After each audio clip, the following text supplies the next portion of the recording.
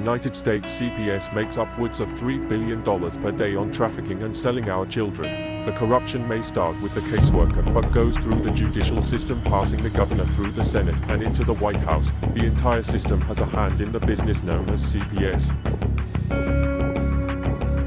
Our children are stolen every minute of a 24-hour day. They are being robbed of their innocence, their trust, their happiness. As parents, we are isolated and betrayed by a government we trust.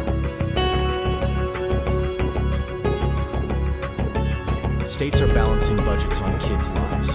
Only 12% of the kids taken will be reunified. Title IV funding is being riveted with fraud.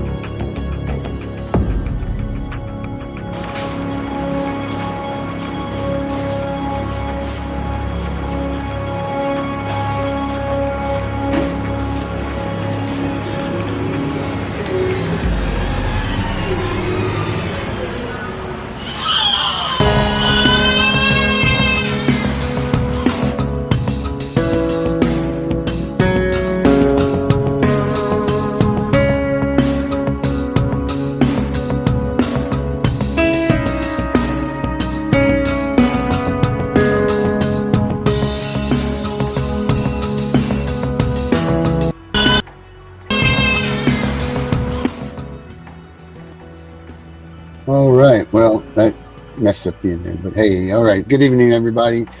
I'm the CPS Punisher. I am here on this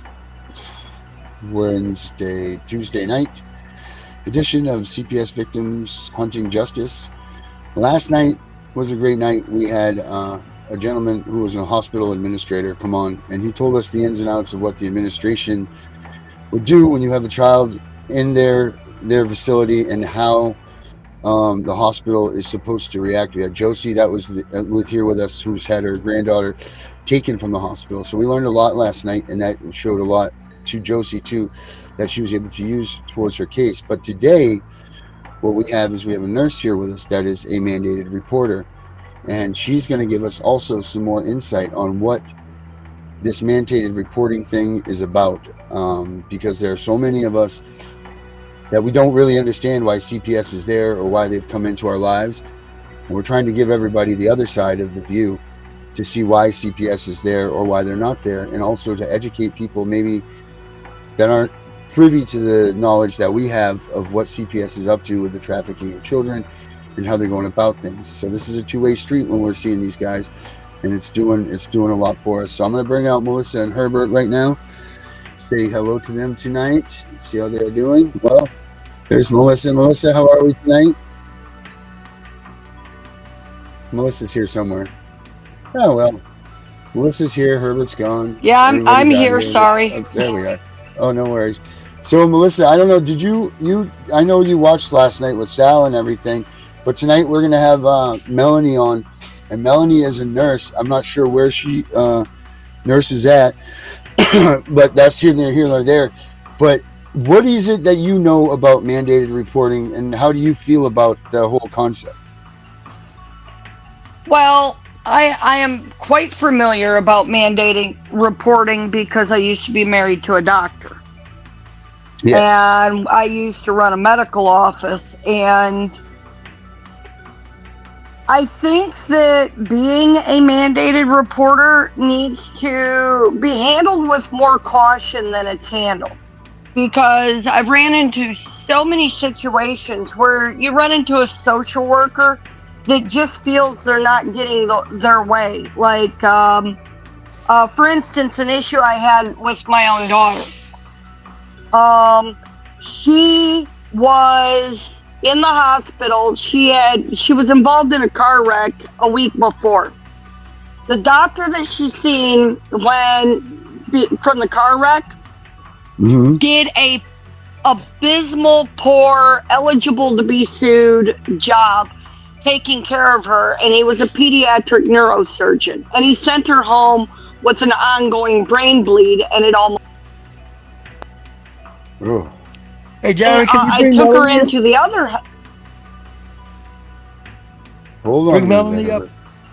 Yeah, hold on, Herbert. We're live on TV here. Hold on. Melissa's telling her story here about this, and then we're going to bring Melanie in. Well, when I took her to this other hospital to send her to a different specialist to try to help her.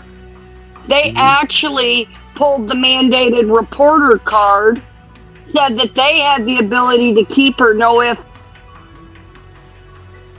Right.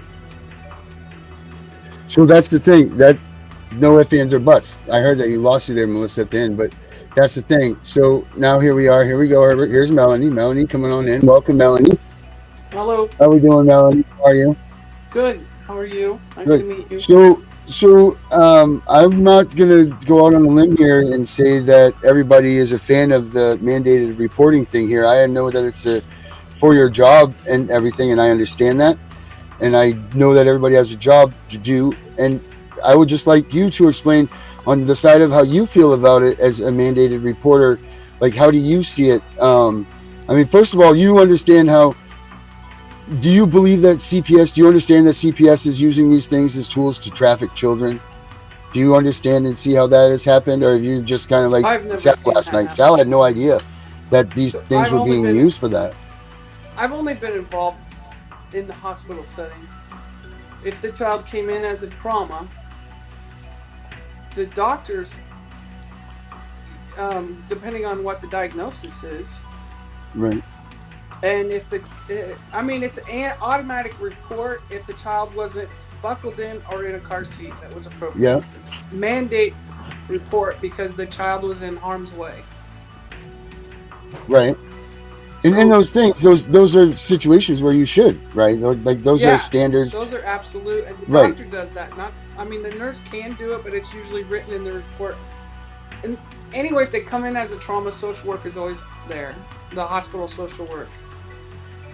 But they're not big on calling CPS unless the mom's uncooperative, or if there's drugs, alcohol, depending on the scene. But usually it's the hospital handle everything. Right. Is there a standard? Like, is there a standard procedure setting or a standard procedure thing that you guys go by? Social work consult. It's even if a kid wrecks his bike without a bike helmet on, it's standard protocol to get a social work consult. Okay. So the social work does an evaluation as to whether CPS needs to be involved. If the parent's not accepting and saying, I'm sorry, okay, I know they need to have a bike helmet.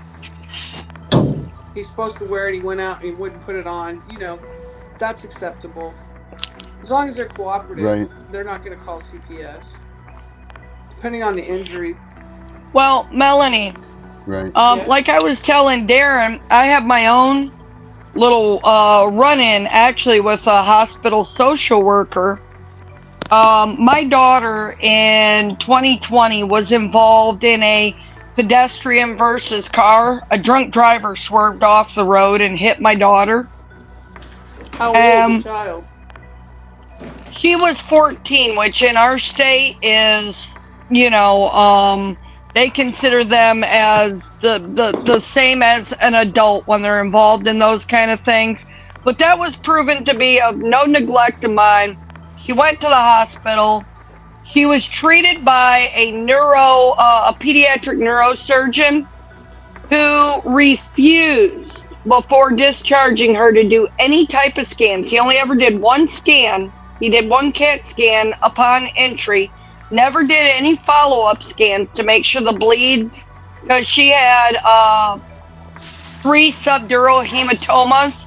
She had a mid-meningeal bleed. She had a fistula. I mean, she had some pretty serious head trauma. He sent her home without ever doing any kind of follow-up scan to make sure that the subdural hematomas weren't expanding. About a week later, she started having seizures. The first seizure, of course, I took her right back to the hospital because I was afraid of increased cranial pressure due to some kind of ongoing bleed, and I was correct in worrying about that. So I took her to a different hospital closer to me because I wanted to send her to a different university hospital, to a different group of doctors because I did not want her back in his care because he was very, while she was in the hospital, he was very negligent to his duties. And I have a lot of medical background myself. My ex-husband is a family practitioner, and we ran a urgent care for quite a few years. And so just his overall action actually met the level that left him quite liable to be sued. I mean, there was definitely malpractice in it. So I asked the small hospital to transfer my daughter over to USA, Women and Children's, big facility with a pediatric neurosurgeon. They refused and said that because I did not want her to see the same doctor, that was grounds to call CPS. When I begged to them and said, but he damn near killed her last time. Don't send her back to him. I care more about my daughter than that. Please send her where she'll get better care. Social worker said to me, she says, well, I'm just going to make a report. I'm calling CPS and we're taking custody of your daughter. Mm.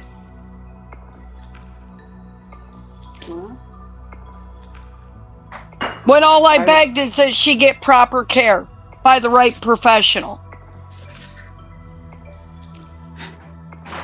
Which, by the way, when they transferred us over to the other hospital, that doctor actually refused to see her, and they had no pediatric neurosurgeon, and they had to actually call in an adult neurosurgeon to care for her because that doctor had refused to go back in and see her because of the fact she was back in with a continuing bleed, and he had already been documented refusing to do any kind of final scans before sending her home.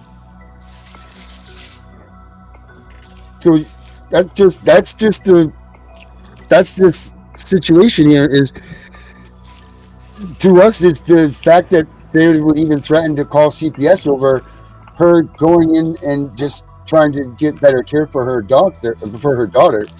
Like, that's an alarming thing. I also know that you guys can be held liable criminally if you guys don't answer to these things that you think might be abuse or not, correct? Like, do you get held liable to some degree if you don't report something that you feel is or is not reportable? Do you get fined? Do you get anything like that? And so if you don't report something that you think was abuse and it comes out that it is abuse, you can be, your license, you can be taken to the Board of Nursing. It's right. All the penalties are through the Board of Nursing, not unless it's a neglectful care, like you did harm to a patient. Okay. But you're usually covered by the hospital that you work in. Right. But if a doctor's abusing a patient, absolutely we report that, but we have to follow our protocol with it. Right. For a family member that's disagreeing with the care or the discharge, you have a right to refuse discharge. You have a right. 14 years old is a fine line between pediatric and adult neuro. They can. A lot of pediatric neurosurgeon will pass that patient to adult neurosurgeon. But she should have come in as a trauma. In the ER, she should have been a trauma, so the trauma would have been the ones ordering the scans. And they consult neurosurgery. Yeah, no, when they transferred her back over to the original hospital, they didn't. But a brain fistula is not caused by an accident. That's something that might have been found incidentally on the scan. That was actually due to the some issues that we're pretty sure that ended up being a secondary issue, along with the aneurysm she ended up with. due to that doctor's neglect. She shouldn't have got it. Well, I'll put it to you this way. They finally got her a neurosurgeon when her right eyeball almost popped out of her head. Oh, yeah. It literally started dislocating and disconjoining the eye from its socket. you know, some towns only have one neurosurgery group. So if you refuse to see one doctor in that group, I can't get a referral to another doctor in that group unless the first neurosurgeon wants to release you. Right. Well, So no, this was Sacred Heart. Do anything about that. Right. Yeah, this was Sacred Heart Facilities out of Pensacola, Florida. And I wanted to send her to USA Women and Children's, which is all part of a big university hospital out of Alabama. And they're two completely separate groups. And the secondary group agreed to take her because I had called and verified they was willing to take her on as a patient. And it didn't matter. That hospital absolutely refused, sent her back to a guy who then refused to treat her. Right, but they refused to, and then they were going to call CPS on her. Call CPS, right? No, they did call CPS on me. Right. At the discharge or at the try to go to the other hospital? Because I asked them to send her to the other hospital. At discharge? They did a transfer.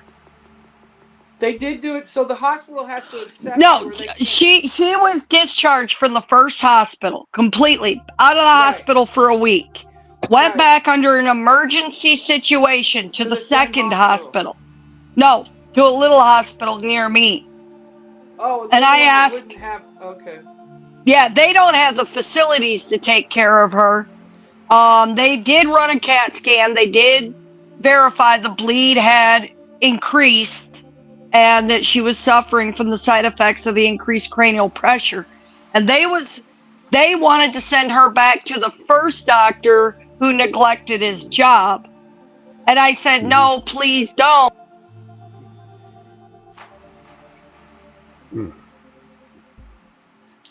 But the other hospital was still in the state of Florida?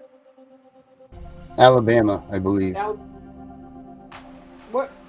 What state were you in? I think we lost her there for a minute. We might have lost her. I mean, regardless, I understand that she has these issues here. But the fact that CPS threatened to call, or they threatened and did call because she refused to go to the hospital that they said, is that something that is that a typical action by a nurse or a doctor or anybody in these situations to call CPS because they're refusing to go back to? Really anything to do with that? No, it was social worker. The social worker and the doctor. The nurse is kind of the, I'm out here. What do you want me to do to care for the patient? But I can't encourage transport. I can't get permission to transport a patient without an order from a doctor. Right. So does that hold you? So then you don't necessarily call CPS until a doctor. No, the social worker would be the one from the hospital to call CPS. Okay, so there's social workers in the hospital. Oh, yeah. Typically. In the big hospitals, especially trauma hospitals. Okay, so see, I don't know about these things, so now you're teaching me. So in the hospitals, these big trauma hospitals, there's social workers that are on standby 24 hours a day. Yes, and then the smaller hospitals will have daytime social workers. Ah, see, so I didn't know this. Level 1 or level 2, there's 24-hour social work. So if a trauma comes in, they're at the scene. I mean, they're right there in the trauma bay. Because say there's belongings or something, that goes to the social worker. They handle the belongings, like the wallet or the keys. Not necessarily that's automatic. Clothes, but yeah, the social worker comes into the trauma bay. And is that for who? Is that for children, adults? Trauma. Any trauma at all? A social worker comes and handles it? Mm-hmm. Are these social workers? But they come in and see if the doctor needs anything, what's going on with the family. Got it. And are these typically part of Department of Health and Human Services, or are these like their own? No, they're employees of the hospital. Employees of the hospital? Yes. Okay. Separate entity. CPS is separate. Right. But it's up to that social worker whether they make that call to CPS and get It's up to the social worker and the doctor. right. But as far as the nurse goes, you don't have much say, and you wouldn't have much to do in that. No, my focus is on the patient. Right. Gotcha. I report things that I see, and I may report it to. I'll report it to the doctor. If I see something that's not normal, say they came in as a trauma, but yet they have a handprint or something. An old injury that didn't happen from that accident, and they're a minor. And if we can't get an appropriate answer, or when we think that answer sounds kind of fishy, we can order a bones. I can't remember what the scan was called, but on especially little babies that can't talk for themselves, little people. If we think they have old injuries, we'll order X-rays and see if we can find any old healing wounds that have not been reported on their medical record. Oh, wow. So we always assess for signs of abuse. We don't always say it. It's nothing private, but in our assessment, we're always looking and making sure that the baby's safe or the child. Right. Because a lot of kids come in, I got kids that come. The last place I worked was in a genetics clinic. And this child had multiple broken bones and skull fractures. He couldn't talk. He was only 3, so he couldn't explain to you. The mom said, well, he got up on a ladder at 2. He climbed a ladder outside. And then fell out of his crib. Okay, that happens. But spiral fractures. But then the dad would tell a whole different story. And that's where you get him tripped up. So I can't figure it all out. That's not for me. I just report what we did. Genetic testing. Mm-hmm. He actually does have brittle bone disease, but that didn't account for the many incidences that happened in this little 2-year-old's life. Right. And the grandma is actually the one that called, had the baby. The mother refused to take him to the hospital when he had fallen out of his crib, supposedly the mom said. And his head was swollen, so grandma brought him to the ER. They didn't live together. Grandma babysit during the day. So you have to put the pieces together and see what happened. And, you talk to the parents, but he did have a genetic problem. Mm-hmm. That's nuts. That's nuts. We just have to make sure the child's safe. So he went to grandma, who provided good care. Right. I mean, it's a tough situation for you to be in because, like you say, your situation is to care for the child at first. Like, that's your first and foremost concern. But then you have this burden on your shoulders of, if it is some type of abuse and you don't announce it that the doctor missed it, or maybe they didn't miss it, either or, you still have something hanging over your head that could cause you to be in trouble, right? Like you could be accountable for this if you didn't pick it up, if the doctor didn't pick it up. You know what? I worked in the trauma room for pediatrics too, and we had a kid come in that was in a car seat. Steel pipe came through the back window, sliced her ear. Oh. The doctor came in, the plastic surgeon came in, sewed her ear back on. We gave her sedation in the room. It wasn't my patient, but I was helping to discharge and get the patient to go home because she was fine to go home. And I looked at her right arm and I said, I think her arm's broken because it was puffy at one spot, one particular red and puffy. I think her arm's broken. No, it's not. Supposedly the trauma doc and the pediatrician all looked at her. I said, that arm is broken. Get an x-ray. And the doctor didn't want to order the x-ray because he didn't want it to be something he missed. Right. But it was a fracture that had to be surgically repaired. Oh, wow. So then that patient had to go through another anesthesia. Had they done the x-rays before, it would have worked. They would have only had one procedure, one anesthesia. I bet they weren't happy with you. No, they usually aren't. I can't. I'm protecting the child. I'm not protecting a doctor. Right. Well, see, this is the thing. Is now here we go. This is another scenario where we have someone that's doing their job and they're doing it properly and protecting the children. However, imagine this scenario. Imagine you have a caseworker that's getting a couple extra dollars because she's working for a CPS, and CPS gets an order for a blonde-haired, blue-eyed kid to come in. So this caseworker X calls his nurse friend that's down at the hospital and says, "Hey, we're looking for a blonde-haired, blue-eyed child." That nurse happened to say, "Perfect. We have little Johnny that just came in here a little while ago. He's blonde-haired, blue-eyed, and he had bumps and bruises that replicate some sort of injuries of child abuse. So we can go ahead and move forward with this." And then they can make that call and then have these caseworkers come in and, go to the family and do what they do there.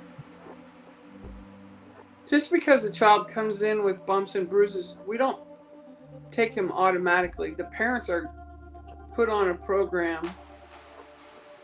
No, understood. I'm saying, like, this is what happens, though. This is like in another place. I've never heard of that happening, but I've taken care of kids that have come in from that type of abuse. Mm-hmm. Yeah, I've taken care of sexually abused kids. Mm-hmm. But I don't know that they were ever. None of the ones I took care of were ever in the CPS system. Right. And that's the unfortunate part, is we're seeing more and more kids that need to be in the CPS system not being there, and the kids that don't deserve to be there are being taken. Like, they're just overrunning it because it's. There's a long story with that one. But I mean, how many kids have you seen that should be in CPS that should be reported on, that for some reason they just keep cycling back through your hospital, abuse after abuse, that CPS isn't acting on? Well, what do you call abuse? Just physical? No, physical, neglect, whatever Medical it be. Abuse is abuse. That was renal failure. The mom wouldn't follow the diet. I mean, the kid was deaf from seizures because she had renal failure, and the kid wanted to drink Coke every day and have McDonald's. So the mom got it, because otherwise this kid screamed. She was only 3 or 4. Jesus. So we'll have the kid die instead. That's better than the kid screaming and crying. Well, no, the mom would come in and say, no, we're following the diet. Oh, okay. You can't be. Right. You can't be. Look at her labs. She wasn't. They actually passed new laws in Alabama based on those similar type of things.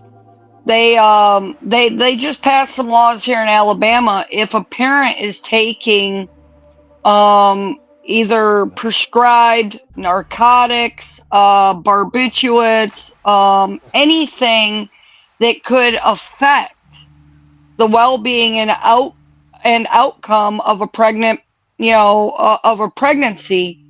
and create any kind of harm to the child at birth, if the child shows any harm, the parent's arrested. It is punishable by up to a felony to take your prescribed medication if it could pose a risk of harm. I don't know that side of it, other than the baby's put on a hold if it's drug positive. I mean, they test the meconium, and if it's positive, it's put on a hold. What's meant by a hold, Melanie? A CPS hold. So they have to investigate the home and interview the parents.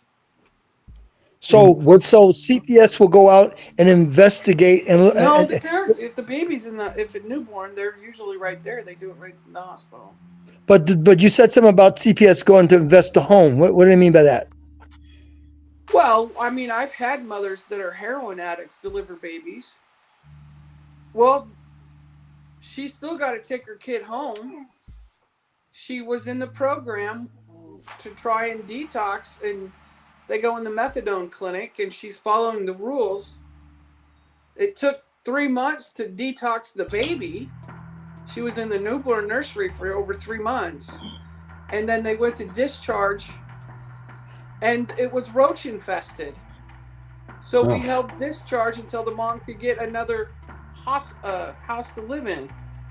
How did they determine it was? How did they determine it was roach infested? Did CPS go to the went out house? there. Okay. How did CPS get into the house? Well, that's part of the program, the process. If mom wants custody of Yeah, the baby. Herbert, if a baby's on hold at the hospital and you don't jump through every single hoop and kiss CPS's rear end the right way, that baby does not come home. It goes immediately into foster care or family placement. That baby that's drug abused, born to drug, can't go home right away. And it would go to medical foster care because it's an addicted baby. So Is that automatic? Is that automatic if they're addicted to drugs when they're born? No. We have to detox the baby in the hospital 90 days. Okay. So if the baby comes out and it's born to someone with drugs, it's automatically staying in that hospital for 90 days, no questions asked. Well, we have to detox the baby because it's not getting drugs anymore because it's not attached to the mom. Right.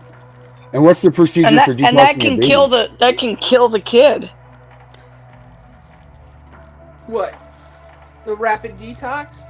Yeah. Well, yeah, if you guys don't the mom is detox it. taking a hit of crack, and that's when she abrupts and delivers the baby. So the baby comes out shaking. Wow, that's shakes crazy. for hours. But what's the protocol? So, mom comes in smoking crack, and it varies. They usually use methadone, or they'll use morphine, and it's on a scale. So you have your newborn abstinence scale.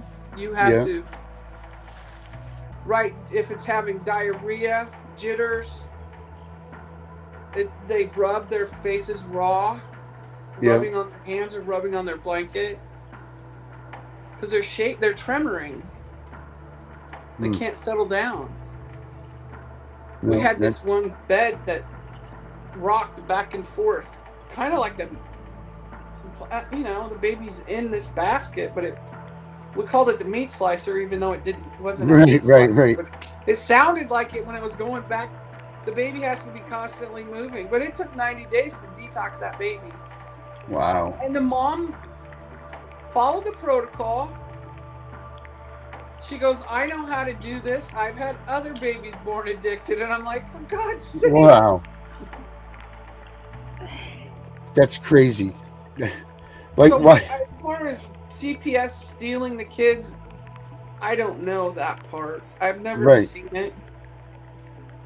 Right. It's possible. I know social workers, newborns, moms don't want their kid. Well, see, you see the other side. You see the other side of this stuff. Like, I can tell that it visibly, like, it pisses you off that we're even talking about this and questioning the fact that like, you get to see these heroin addicted babies, you see the crack addicted babies, and you're like, are you serious? You people are really going to think that you're a fit parent? So CPS has its faults. Don't get me wrong. I agree with CPS having some faults. It's really hard to put the puzzles together. It is. Put the puzzle together to make sure it's safe. And there's good and bad in every aspect of medical care. Well, I mean, it's got to be. We don't want the government in our lives. So. No, but it would be nice if CPS did more to help the kids that really need it, and less to. It seems to be a pattern of theirs to take children who are better behaved, who were better cared for, and place them in care because they behave and act better. 14 and could speak for herself as to whether there was any abuse or anything. Your 14-year-old. Yeah. So as far as transferring your child to a different I don't know what type of insurance you have. Sometimes they don't take certain insurances. TRICARE, United, and United Healthcare, so both good policies.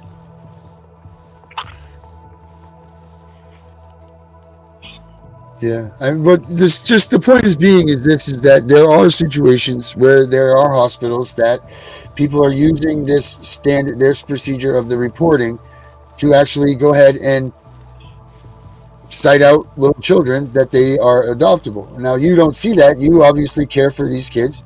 You see this bad stuff, and you probably sit there and you're like, "How can this possibly be?" But yet we can cite tons of cases and tons of situations that this is happening. Now this is an educational thing for both you and I here, because see, I don't see the side that you see. You don't see the side that I see. Yeah, They both happen. Well, Melanie, here's another one for you. Part of one of a case that I'm actually still currently involved with.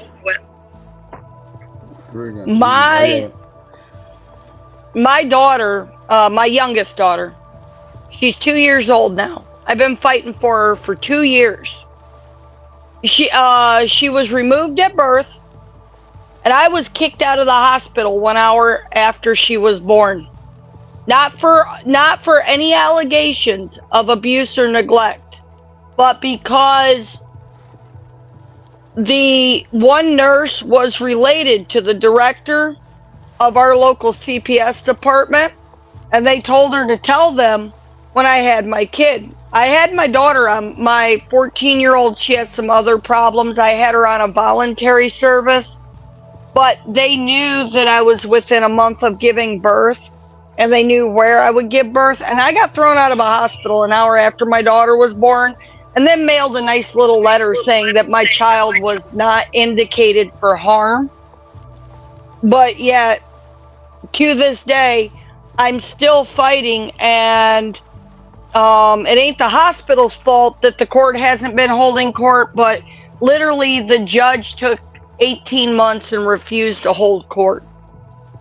And they've literally been just milking the system, taking my daughter's social security check, my son's social security check, and holding my kids for 2 years without any court.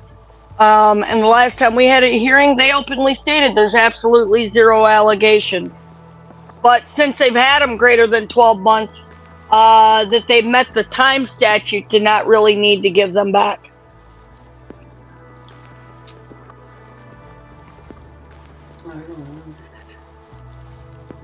So those are the things that take place on that side, and just trying to get to the bottom of the mandated reporter thing. Well, a judge had to hear that case for the child to stay in custody that long. Right. Yeah, no, the judge actually put out an order saying that he refused. No, they openly admit they have no reason for taking the child. Yeah, it's unfortunately a system that should be very black and white. They like to play with the other colors of the law, and they do what they want. You know, I do agree. CPS is needed. There's a lot of kids in the world that need help. I just think that they focus their time, effort, and responsibilities on some of the wrong cases. Because there's never been an allegation that my kids are harmed. There's never been an allegation that they've been starved, beaten, neglected. But they still continue to harangue us and argue that, well, since they've exceeded 12 months, they don't have to give them back.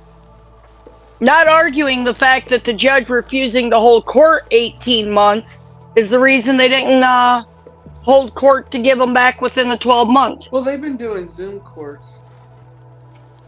I don't know that. I don't know about that situation. Right, and I think it's more or less was just to be, it's more or less to say, look, this is what's really going on out there. I know it has nothing to do with you directly and how it goes, but we're trying to educate so that you understand that these things are, this is what's going on. I've never heard of anybody being kicked out of a hospital one hour postpartum.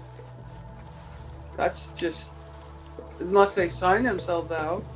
No. You had to assign the discharge papers. Well, actually, they brought in a computer right after, about 10 minutes after my daughter was You born. still have to sign a piece of paper. Well, it was on a computer. And they said, here, we need you to sign this. And I didn't read what the form was. I figured it was more things that I should have signed in the beginning that they just didn't get around to.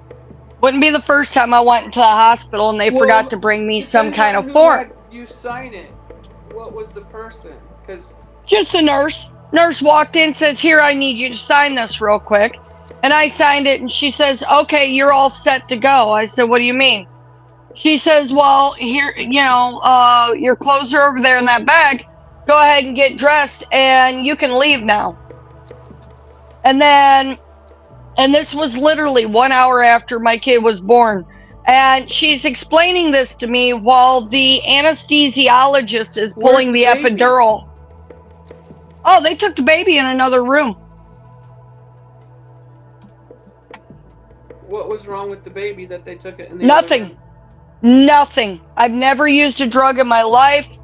I had very strict care. It was a induced labor because I go 42 to 44 weeks if allowed. We didn't have my doctor there. We had the other rotation doctor there. And my doctor literally called me about an hour and a half afterward, and she was literally in tears. She couldn't believe they treated me so bad. She apologized. She begged me to go sign myself into another hospital somewhere. And I like I told her, I said, look, I said, my bleeding's under control. I have a lot of medical knowledge myself. I said, I'm doing okay. I said, I'll tell you what, I'll come into your office in 48 hours as soon as you open back up, and I'll come see you for an in-office appointment. But I walked out of that hospital. I tried to sit down on the bench in front of the place because I literally was in so much pain, and honestly, I couldn't feel my right leg, and it felt like my heart was going to beat out of my chest. And a local cop walked up to me and literally says, you can't sit here. You have to get all the way off their property. Oh my gosh. All right, so watch this. I'm going to put this video up for just a second, guys. This is a video of a warrantless kidnapping at the Lexington, Kentucky hospital. This is a great idea of how this is done. This shows you a little bit of how they get these things done. I'm leaving with my baby Cooper. I'm talking right here. This is what I'm talking. So look, what y'all want to talk about? What do y'all want to talk about? The baby's not staying here. Look, let me tell you something. The baby does not have any drugs in his system. Does he? Does he? Does he? Ms. Sellers was absolutely correct. According to the hospital documents and court paperwork, the baby's system and Ms. Sellers' system were completely negative of any foreign substances. You're gonna hurt my baby. That's good. That's good. Don't do that. You let go. Hey, don't do that to me. Let go. Let go of me. Please. No. You guys, I have not broke a law. You guys cannot do this to me. I know, but you guys are trying to take my baby. Please let go of me. Please. I will cut the backpack if you don't let go of your arm. No, please. Let go of your arm. I'll cut it. Please let go of me. Now remember, there were no warrants, there was no criminal act. The hospital staff, the police, all escalated the situation. And in this case, Ms. Sellers has every right to be heard. You guys, please let go of me. I got it, Cooper. Oh my God. I got it. Please let go of me. I can't see the cuff.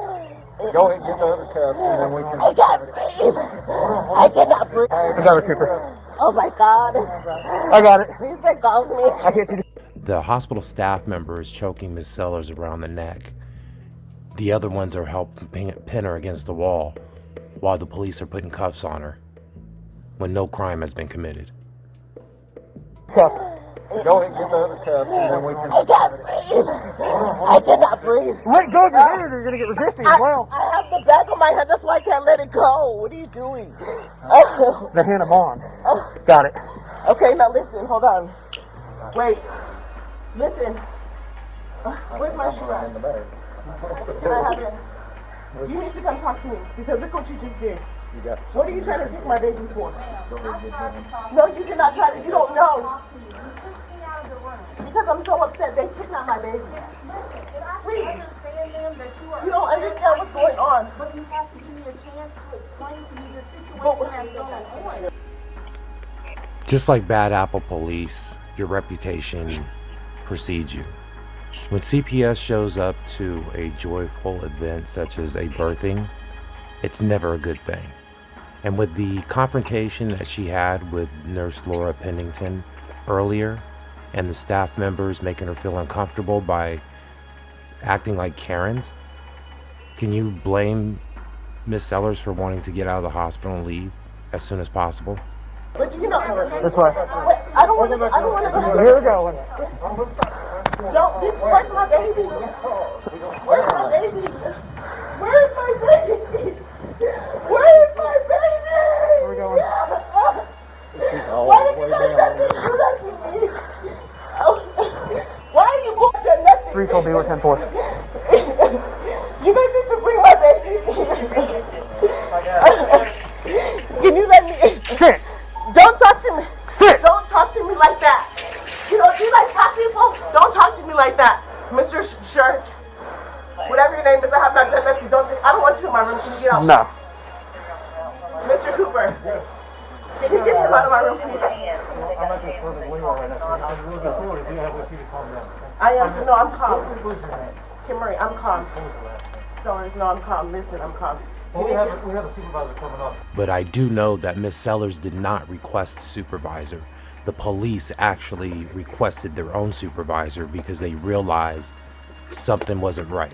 Miss Sellers still got charged with disorderly conduct, which more than likely, from my paralegal view, would probably be dropped. So they're going to really try to help out on that. Okay, can you get church out of my room? So that's going to be a supervisor. 312 B, that's department. I was working whenever you said you couldn't breathe. I tried to get that backpack off. Well, you need to get on my room. And let me tell you something. This is not right. I need something to drink. Can you give me some water? The water in it? Yeah. Where's my baby at? The hospital's on lockdown, so the baby didn't go nowhere. Y'all need to bring my baby in the room with me and she can figure this out, please, and thank you. You should get something warm, right? Right now she's detained, so I'm going to wait till the supervisor wants to do it. I'm detained. Yes, ma'am. Why am I detained? You're being disorderly.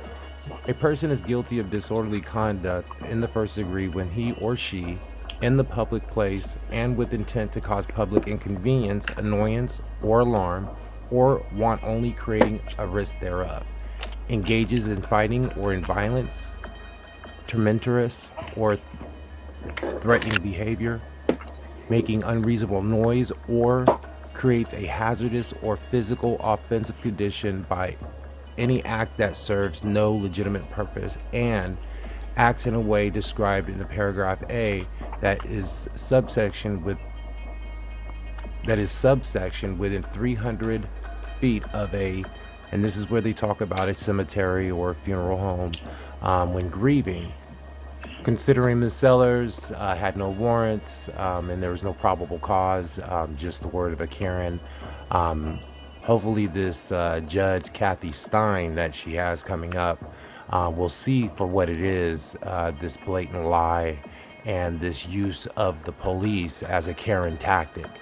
And hopefully charges are pressed against the hospital, the police force, and anybody else that was involved, including Libby Messer, Judge Libby Messer, who had to recuse herself after she denied Miss Sellers the dismissal of this whole fiasco. We could have saved ourselves a whole bunch of time, All right, so now seeing that, now that Melanie is just one instance, obviously, but that is a true situation. And then these videos that we pull up on the show, we're showing more and more where these cops are able to just come in. These caseworkers are lying to the police. They lie to the police. They say that the warrants are signed by judges or whatever. Like, you wouldn't know if it was a judge's signature or not. You would just see that it's signed by a judge, and you would have to abide by it. You're doing the law. But this is the things that are happening in these situations more often than not.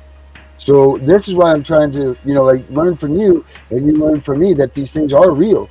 It's not that anyone's attacking and trying to do anything. We're just trying to work together and say, hey, look, this is a reality of things. This is really going on, and this is why, because your job is very important. And you have a very important job, period, in just making sure that your patient's okay, let alone have to deal with the hassle of something like this looming over your head. But there are people that don't care about their patient, and they may bite to this. So, it's just a matter of sharing knowledge with each other so that we can get this system to work the way that it's supposed to, so that there aren't people like Melissa that lost their kids for no reason, and you get the people that, you get to rescue the kids that need to be rescued for a reason, and get this thing to balance out. There's plenty of these videos online that you can seek up and look, and of course there's plenty of videos online where there's a crack baby born in a thing. What's about that? Maya? Take Care of Maya. There's a movie Right. on Netflix. Mm-hmm. So it's just situation. Right, and just people suck. Just in general. Like, you are a very professional person. It seems like you take your job very seriously. You're well educated. You're well rounded in your job. You don't even want to believe that there's things like this that go on because you don't care, because your job is to make sure your patient's okay. I know things. I do know these things go on. As a nurse, RN, I can't get in the middle of it. Like, right. I want to say it wouldn't happen if it were my patient. I wouldn't let CPS take over like that. Right. Because I would talk them out of it. If it was uncalled for, I'm going to want the patient to stay with the mother. But right. I mean, do you have any advice for anybody if something like this goes on and they are in the hospital and they have, let's say that there's no situation that is at hand that people should be taking the baby. It's just that there's just, for a fact that this person is 100%, there's no reason for this. Is there any advice that you can give, or any sort of something that you can give to people to, help them to be sure that this doesn't happen?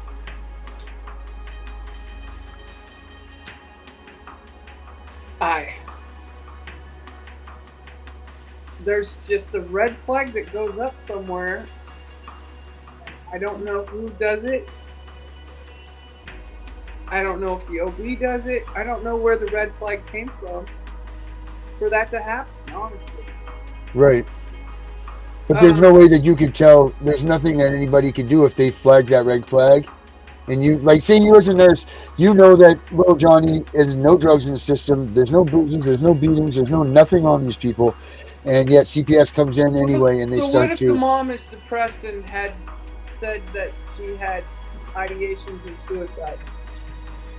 Okay. That's reportable. I have to tell the doctor that the mom talked about suicide, so that's an unsafe situation. If the mom has made comments that are inappropriate about the baby, say, I can't stand that kid, it reminds me of his father. Say the parents are fighting over this. I mean, I have to report all that stuff. I don't make the determination. I just document what happened exactly, word for word. As social work consults, what's going on here with you two? Why, the baby has to be discharged to a safe environment. I have to report things that have been said or have happened between both parents. Yeah, I mean, you're just in a tough spot. You're in a tough spot to be. You really are. It's just facts, man. Who was it? That old Columbo. Just the facts, man. That's what I write down. Just the facts. What I heard. But I'm very protective of the innocent. No, and that's good. And you know what? Thank you for doing that, because they need a voice.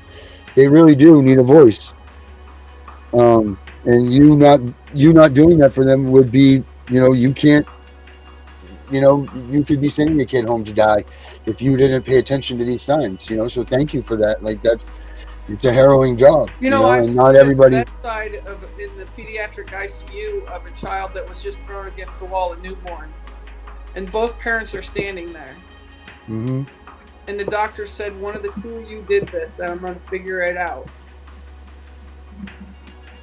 Well, I knew who did it, but I can't say anything. Right. I can tell by the demeanor of the parent that did it, who did it. Mm. I can't say anything because I'm devoted to the child. Mm. I have the kids that come in that were the near drowns. The parents are crying at the bedside. The plumber left the side gate open. The kid got out the back door. Whatever. Mm. The pool gate was left open. I can't say anything. I hear them crying. So there's so many different things that happen. But, a near drowned, CPS is called. Right. Buried.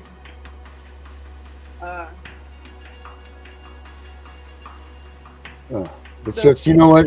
It's like a win. It's like a no-win situation for you. It's, it sounds to me like you either win or you lose in this situation, and that's it. There's no middle ground. It's just, you're either going to be right or wrong, and that's it. Like that's just it. And that's a gamble that, you can't take. This is your profession. I think that a lot of the CPS cases that are wrong, I don't think they necessarily happen inside the hospital. I think there's a lot of stuff that goes on at the home, and the primary care provider may call CPS if the child's underweight on their physical or something.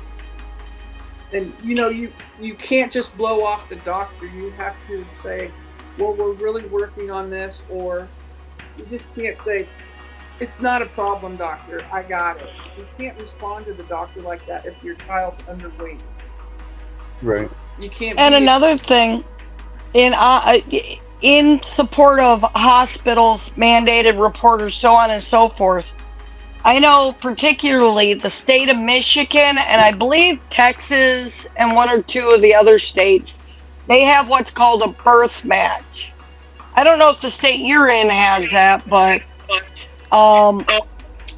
at the time a child's born, they run the parent's social security number, and if the parent has been substantiated for abuse or neglect, it is a mandated CPS report right off the rip.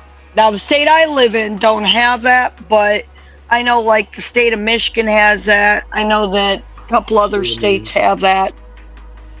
So sometimes the kidnapping of a child, as you would say, by a hospital / CPS is no fault of anything other than the parent's own history.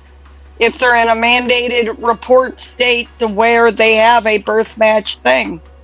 Well, if there's a history of abuse of another child and the parents come in and give birth to another one, they're not just going to let that child go. Right. I mean, okay, do they have custody back? Did they go to the required classes?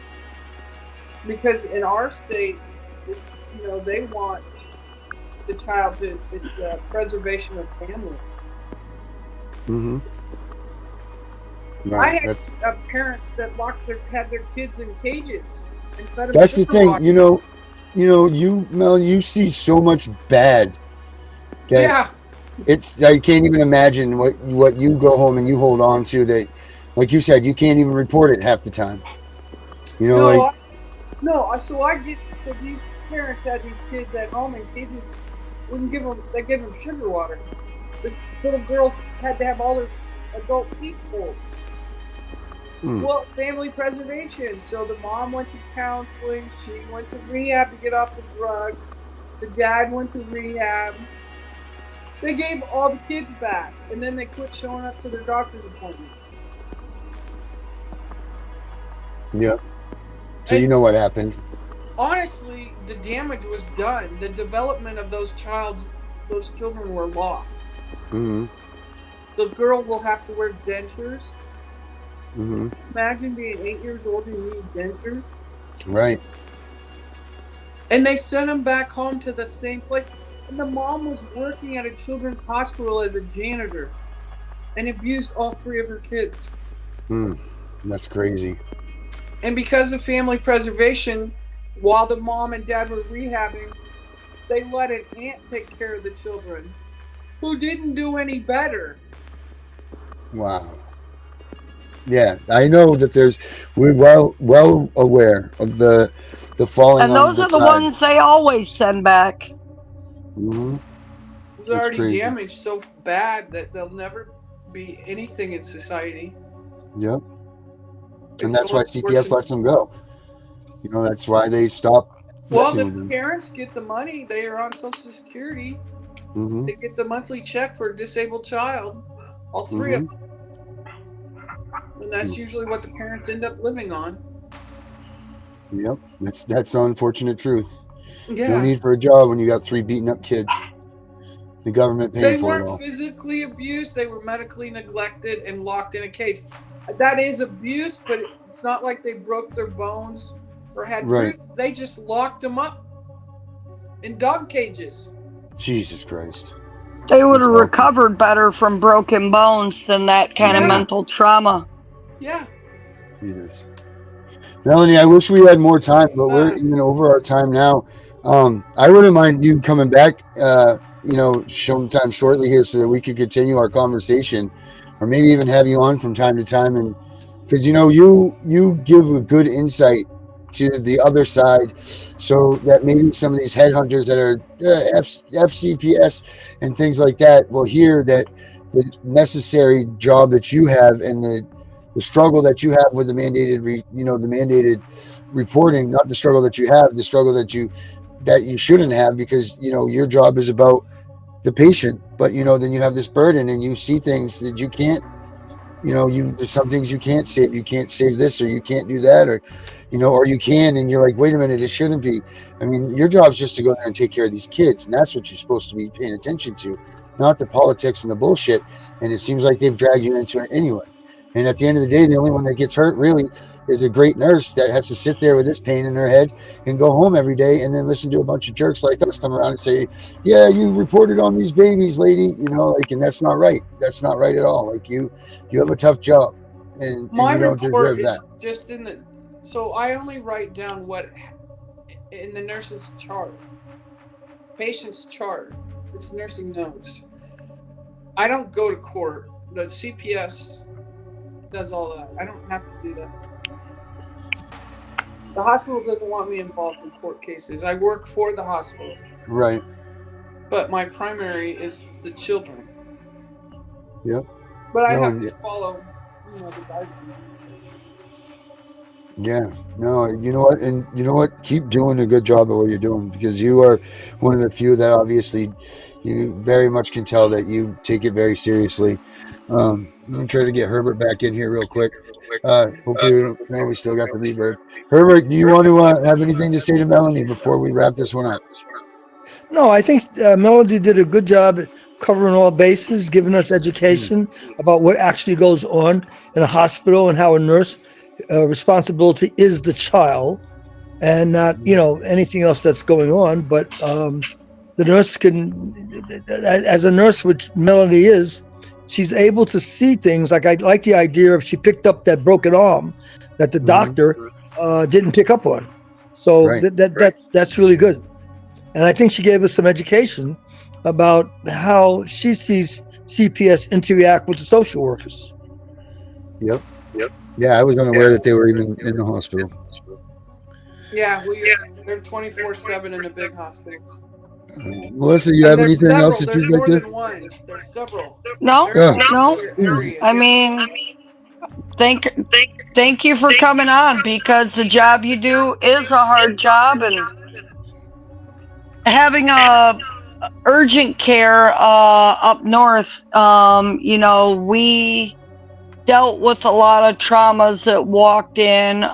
We dealt with a kid that came in with a bad spiral fracture and no insurance, and even though it was abuse case, couldn't get anyone to take it because family didn't have insurance, trying to find a hospital and trying to be someone with a heart but yet keep a straight face for the benefit and protection of the child and family is hard. It is. It's a fine line. All right, Melanie. Well, thank you very much for coming on, and I really hope that we can have you on sometime soon again. If you wouldn't mind, I'd love to hear from you again. Okay. All right, thanks, Melanie. Wow, that was a gut wrenching one right there. Let's get Herbert in here. That was a gut wrencher. That was, you can see that woman's pain of how angry she is at the people that abuse patients, man. You can see that in her, that she's really pissed at these people. She cares, man. That woman cares. And you know what? You don't think about that a lot when you're going after these people and you're attacking them for screwing up your life. You don't, like, that woman is pained for what she sees every day. You can see that, and that's a tough get, man. There's a lot to this whole mandated reporting and, getting the head of the snake and cutting it off type business, Now, back to that video real quick. When they were to charge the young lady for disorderly conduct, that they, not necessarily the police, but the person, I think they called her a Karen or something. She created that scene. Oh, yeah, she did. Yeah. And then naturally, when the police got involved, the young lady got more upset. And yes, she was disorderly. But she wasn't.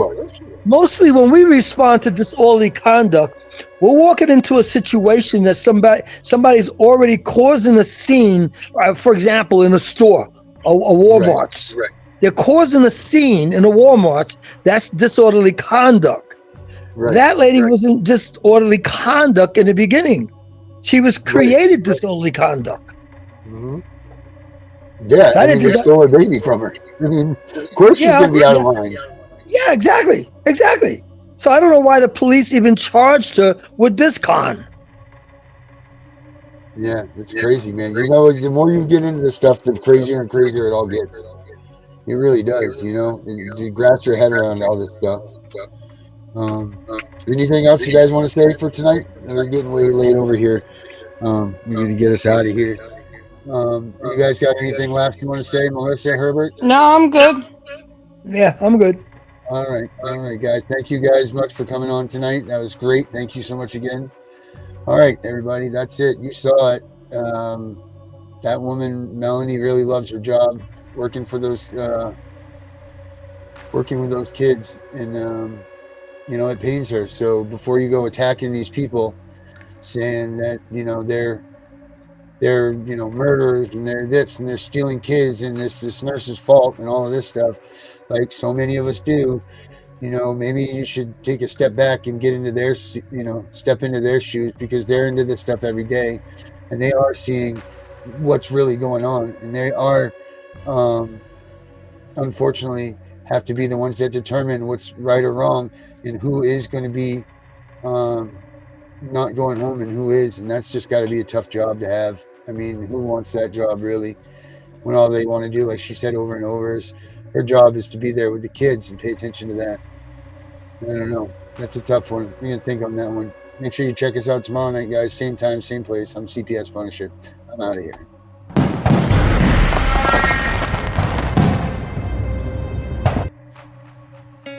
In the United States, CPS makes upwards of $3 billion per day on trafficking and selling our children. The corruption may start with the caseworker, but goes through the judicial system, passing the governor through the Senate and into the White House. The entire system has a hand in the business known as CPS. Our children are stolen every minute of a 24-hour day. They are being robbed of their innocence, their trust, their happiness. As parents, we are isolated and betrayed by a government we trust. States are balancing budgets on kids' lives. Only 12% of the kids taken will be reunified. Title IV funding is being riveted with fraud.